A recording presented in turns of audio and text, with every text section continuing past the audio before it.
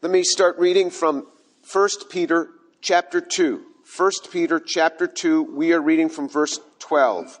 1 Peter chapter 2, verse 12. Keep your behavior excellent among the Gentiles, so that in the things in which they slander you as evildoers, they may, because of your good deeds, as they observe them, glorify God in the day of visitation. Submit yourselves, for the Lord's sake, to every human institution, whether to a king as one in authority, or to governors as sent by him for the punishment of evildoers and the praise of those who do right. For such is the will of God, that by doing right you may silence the ignorance of foolish men.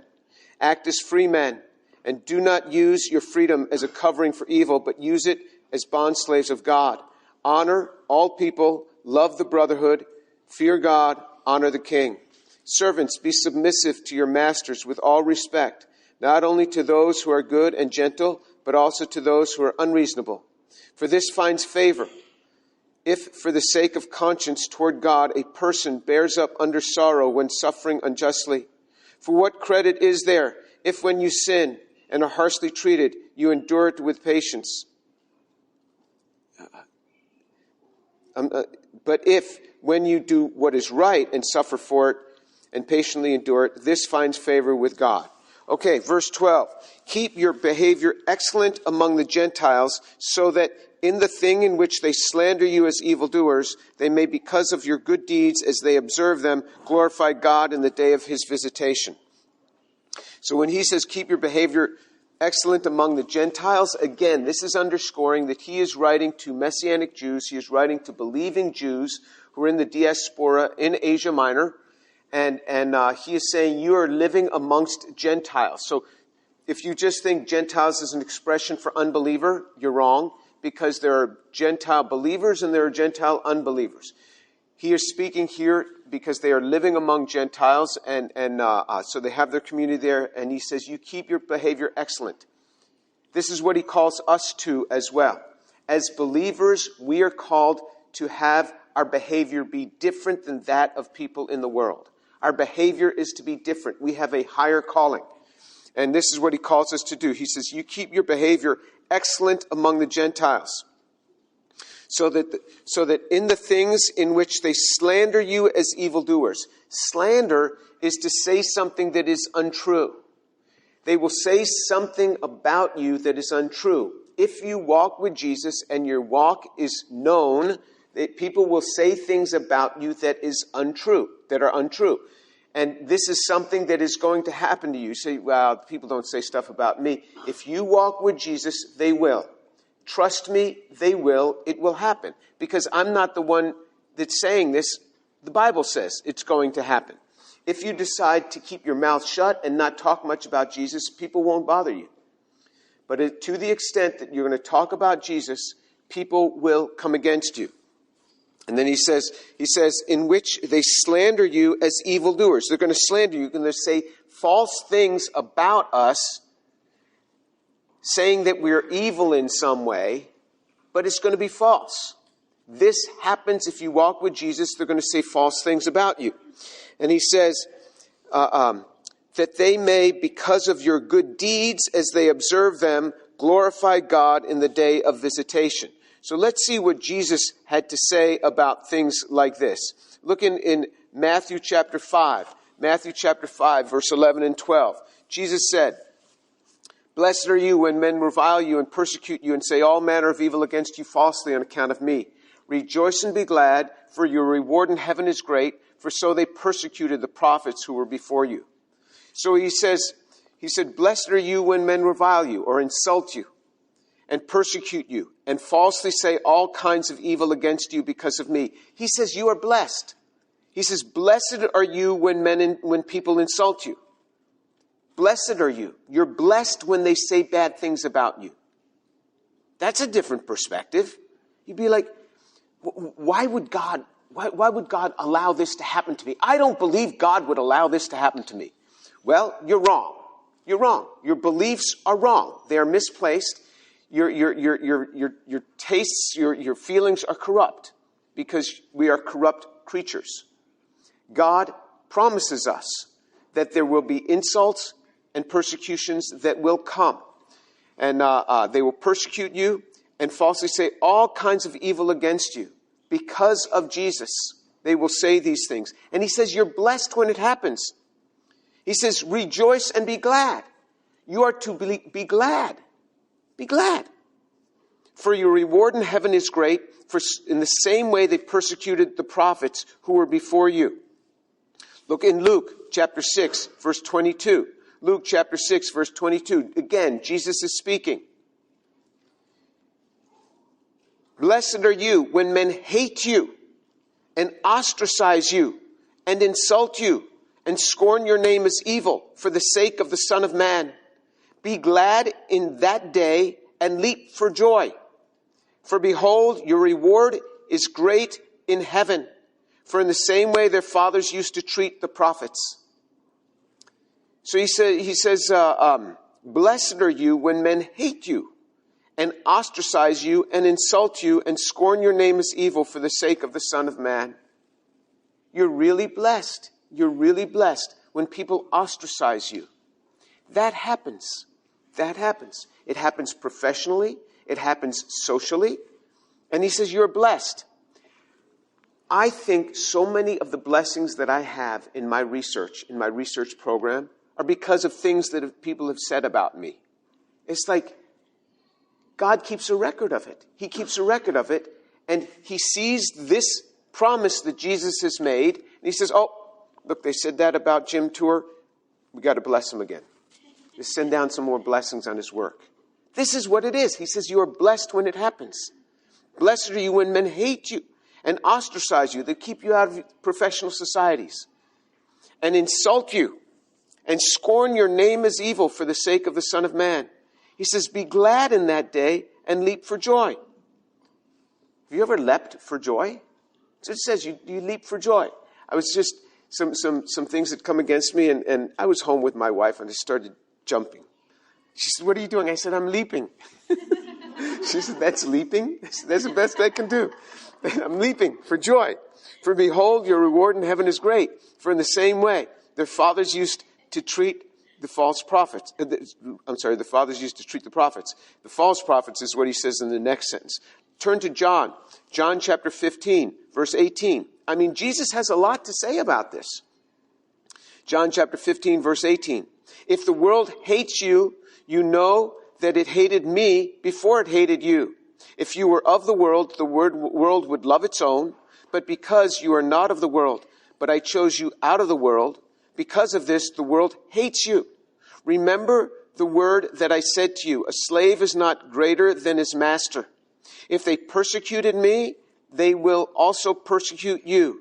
If they kept my word, they will keep yours also. So, we have it over and over again. Jesus himself tells us that these things are going to happen. These things are going to happen this way.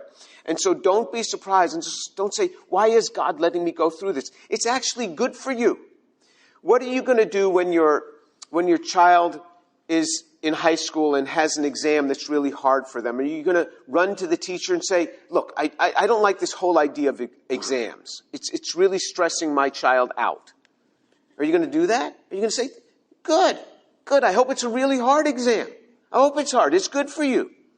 What are the classes that you have taken in your life where you have learned the most? I bet it's the classes that really stretched you. The classes that really made you work. The classes where, the professor was really nice and it's really kind of easy and all you had to do there, if you just attend lecture, you do okay. You don't learn that much. You learn by doing these massive problem sets that just wear you out. I mean, that's how you learn.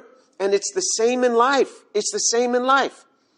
My daughter was on an assignment where they're trying to get some class action thing, and she had to go to a bunch of homes of people that have been affected by this oil pipeline behind their house or something. And she had to go to a really seedy part of town, and she said she just felt like vomiting after coming out of some of those houses, the way they smelled and the way these people lived. And I'm thinking, boy, that's good for you. That's good. I didn't say it to her, but I'm thinking that's good for you. I'm happy that this has happened to you, that you had to spend all day doing this. and that you learn something. It's like going to the mission field. You learn lots of things by doing this. This is good for you. So if you think that God wouldn't allow this, you're wrong.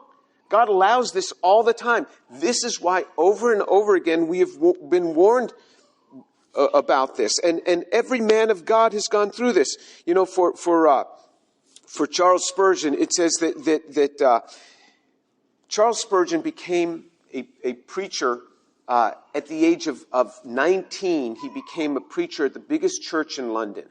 I mean, the guy was 19. Yeah. And he started preaching when he was about 17, and then he was called to be the preacher of the largest church in London when he was 19. He started preaching. The church was built for 1,200 people, and there were only 200 in attendance. Within a couple of years, there were thousands, way beyond the capacity of that church, but they didn't have fire restrictions back then, and they would just pack the aisles, pack everything. And so the establishment, the established preachers started coming against him. And the newspapers started coming against him. And they called him a religious huckster with self-serving motives. They referred to him as a 9 days wonder. The guy's church was exploding. He was just a young guy. He was just 19, 20 years old. And this London press was coming against him. Oh, well, you know, he'll fade away. He's a 9 days wonder. He's a religious huckster, self-serving motives. And what happened as a result is that many, it says, of the young ministers in the city came behind him and liked him all the more. And this is what I have found. When people come against me, there's a whole group of young people that stand with me all the more. They stand with me all the more because they admire this. That hey, what are you saying about this guy? And they stand with me all the more. I gave a talk. Was it this past week or the week before? This is this past week. Right? Yeah, I gave a talk on campus, and I got there, and apparently there had been what was the social media thing it was on? Instagram. There had been an Instagram firestorm, apparently, because Ratio Christi advertised I was speaking on the nonsensical research behind origin of life. Because I've always contested, we just don't know how life formed. Scientifically, the research is nonsense. So that was something, the title, you know, the nonsensical research of origin of life, something like that. So Ratio Christi put it on Instagram.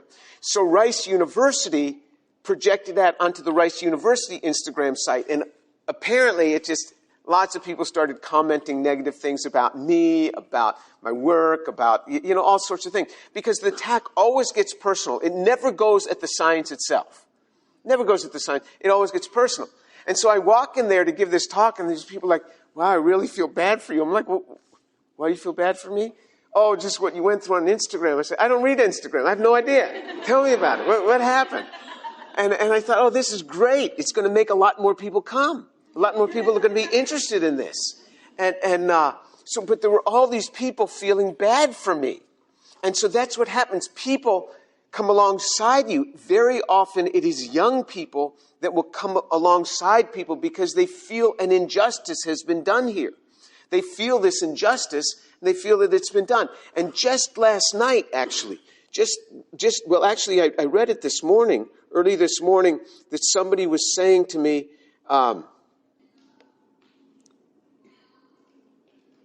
okay, so here's from the back page of the Thresher. You guys probably haven't even seen this. The back page is a satirical page. It's satire. Look, I have been on the back page before. I've had op-eds written about me before. But this is Chem 211. So I'm teaching a course called Chemistry 211. Chemistry 211, office hours. Thursdays at 7 to 10 a.m. Open to all willing to learn. I will purify you chemically and spiritually. And then it goes on. And so it says, open prayer starts at 7. This is for my office hour. Special topics review lecture. Current scientific models for a spherical earth are nonsensical. Prayer break, gentleman's prayer session, debrief, Chem 211 midterm review. And Yeah, it sounds great. It sounds like a great officer. The first 25 students to arrive will receive a free signed and inscribed Bible from Dr. Tour. John 11:35, which says Jesus wept. That's the best they could do. It's the best, there's a lot more scriptures that would have been a lot funnier than that. And then research opportunity, be your own boss, 11 to 14 hours per week. Reasonability, they include researching your research, recruiting other people to also research the research so they can find people. Do not Google MLM. It means man-loving men. Special preference given to children of divorce. And then, it just goes on. So somebody sent this to me. They said, I'm so sorry about, let me get this bar back. Stop sharing. Okay, so they said, really sorry about that hit piece. I'm like saying, look, nobody reads The Thresher. And I said, tell me how you saw this, because nobody reads, well, we saw it on Instagram because it got reflected on Instagram. Okay, people read Instagram, but nobody reads The Thresher. It's some college trash magazine that nobody reads. Really, nobody reads it. That's why I've stopped putting ads in there. It was a waste of money. I used to put a lot of Jesus ads in there, and it was a waste of money. But anyway, so these things happen. And when I saw this, I said, this is not a hit piece. You should look at the stuff that's said about me on the internet. This is just irreverent humor. There's nothing here. But, and she thought I was going to be so devastated by this. I said, no, this is actually kind of funny. There's nothing wrong there. So this is what happens to you. And after a while, you become numb to it. You really become numb. Think of what they said to Jesus. And then just earlier this morning, shortly before I walked in here, so around 8 this morning, a guy sends me an email, and he is just cursing out every 4-letter word, but not me. God, Jesus, the Trinity, he's just going after it. The gospel. And it was like perfect. God had this sent to me this morning to show that he's bearing much more. What this guy said about the Trinity was much worse than what these students have written about me in the back page of The Thresher. And Jesus even said, if they hate you, it's because they hated me first. I'm one with Jesus on this. This is exactly what life has for us. This is what life shows and has for us. So he says, so that in the things in which they slander you as evildoers, that they may, because of your good deeds, as they observe them, glorify God in the day of visitation. Because of your good deeds, they're going to glorify God. And as I thought about this, I was talking about this with Shireen last night, even before I saw this Thresher thing. This thing in the Thresher just came out. I just saw it this morning, but I was talking with Shireen about other things where people were saying things. And so she started telling me about her father, how in Pakistan, in a Muslim country, he used to do open-air preaching. And the Muslims were always trying to kill him. And how Shireen's mother had to send her father and all the brothers to the outskirts of the city to live with other Christians because the men were coming and they were going to kill her father and her brothers.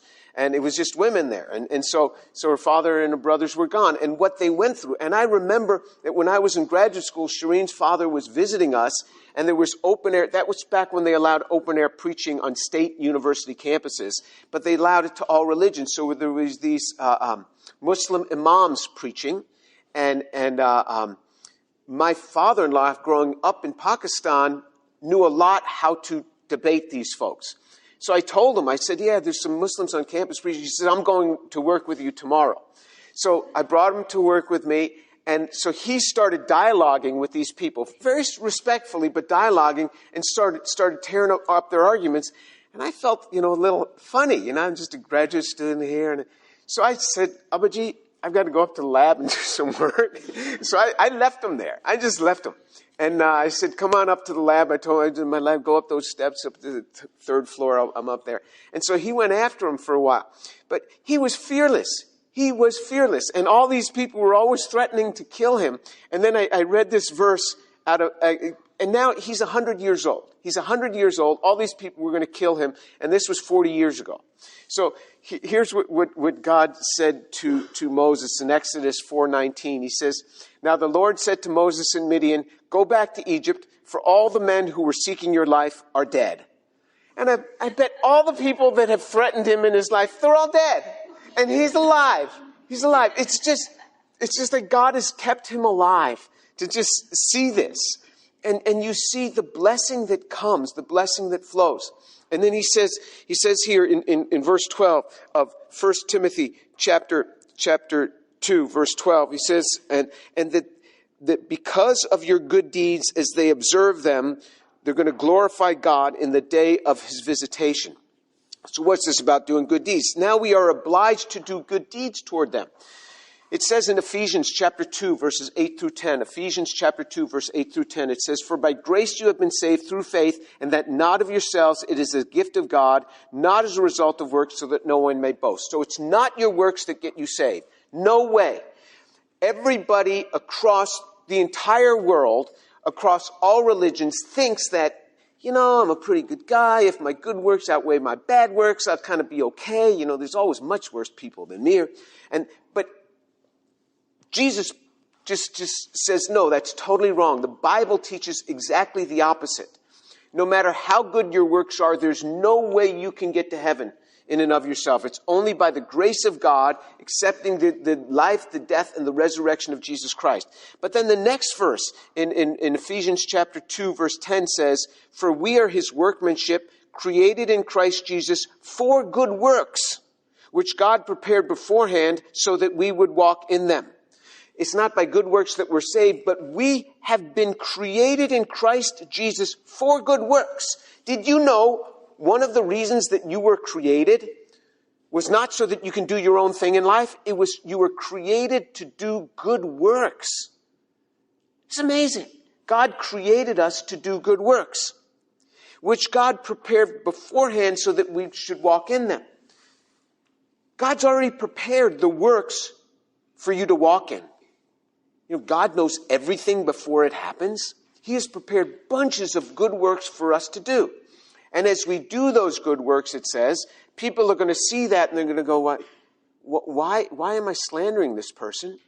And they are going to, so that they could glorify God in the day of his visitation. That means when Christ returns, when God returns, they're going to be there glorifying God because their attitudes are going to change through your works.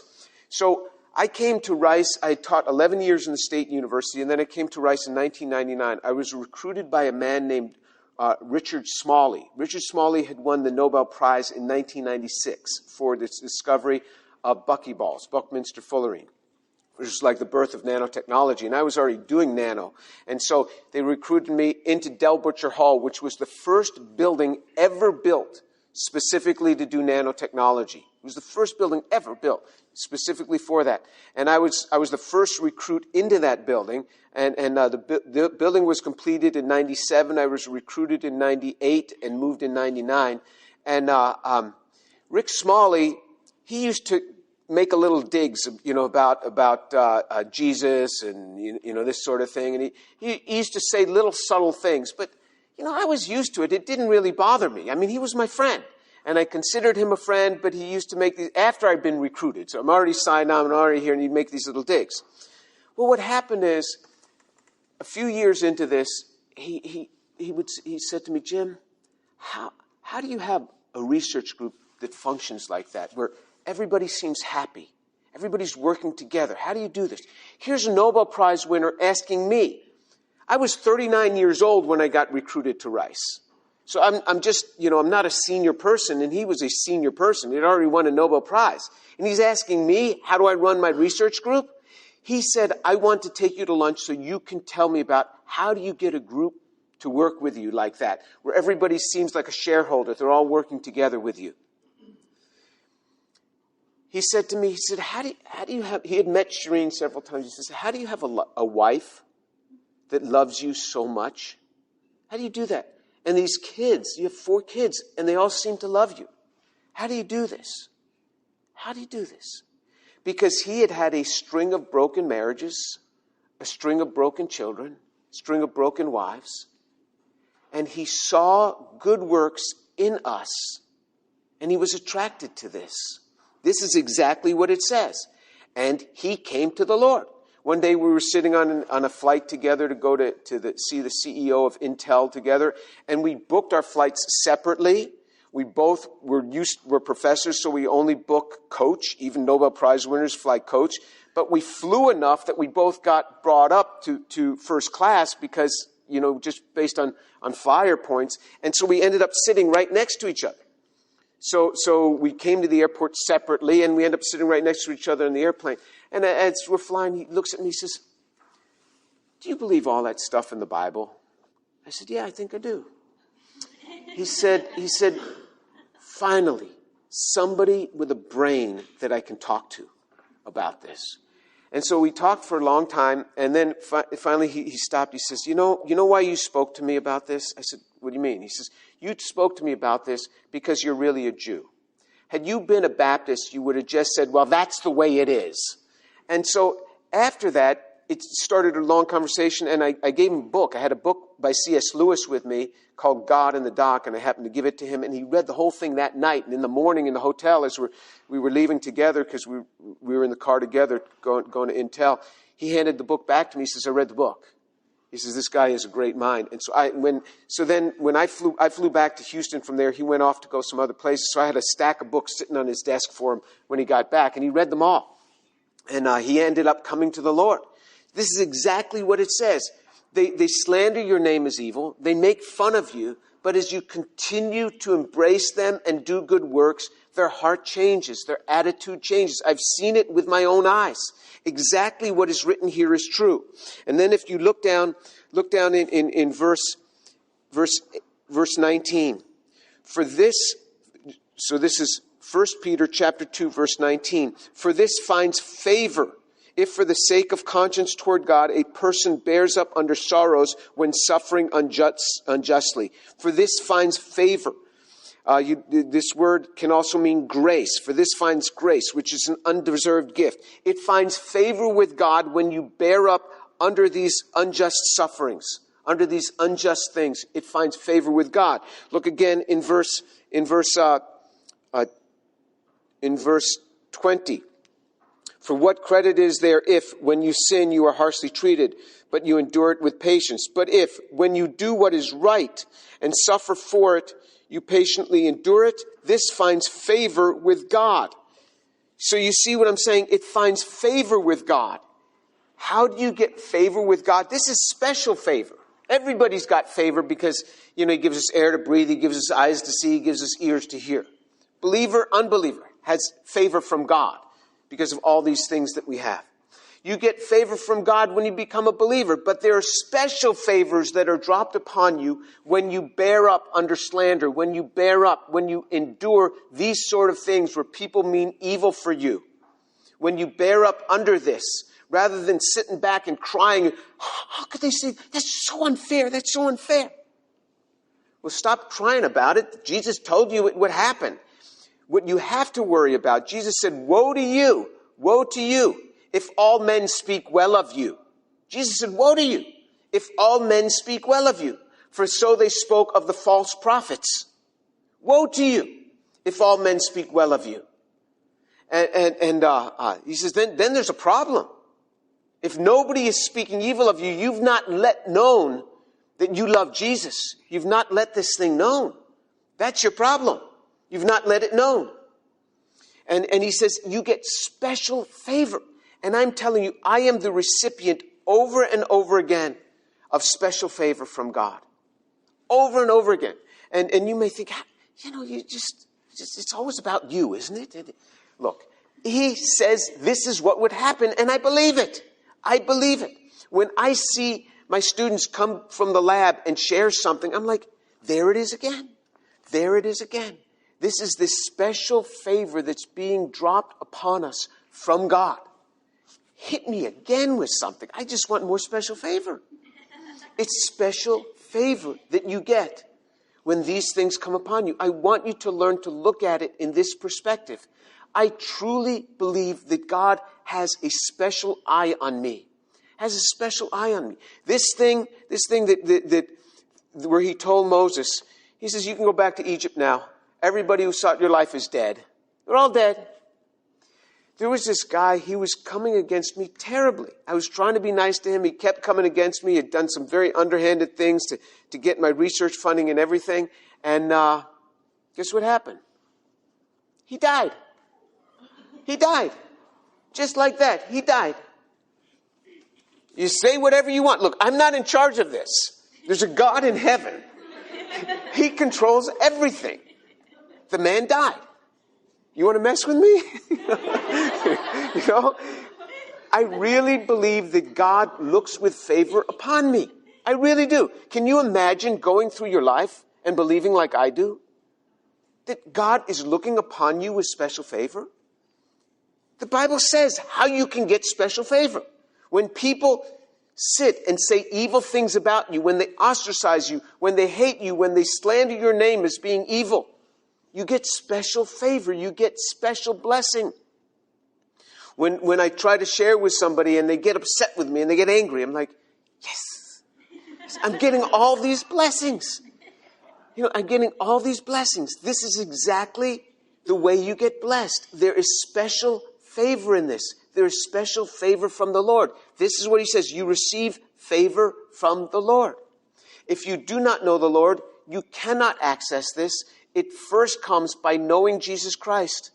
By knowing him, I will be glad to share with you. If you just ask me, just say, I want to learn, what does this mean to be saved? What does it mean to, how can you believe in the physical resurrection of Jesus Christ? If you don't believe in the physical resurrection of Jesus Christ, I don't blame you.